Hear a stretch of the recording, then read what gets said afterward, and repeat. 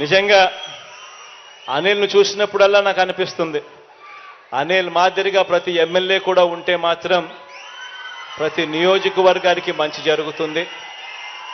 మనిషిలో నిజాయితీ ఉంది, నిబద్ధత ఉంది.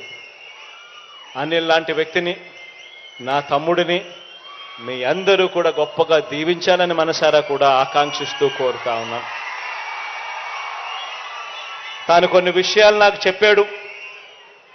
తాను చెప్పిన కొన్ని విషయాలలో నాకు డీటెయిల్గా కూడా ఇచ్చాడు. కొన్ని రోడ్లకు సంబంధించి, తాను అడిగిన నీటికి సంబంధించి, రోడ్లకు సంబంధించి, కొన్ని కాన్స్టిట్యున్సీ డెవలప్మెంట్కి సంబంధించి అడిగాడు.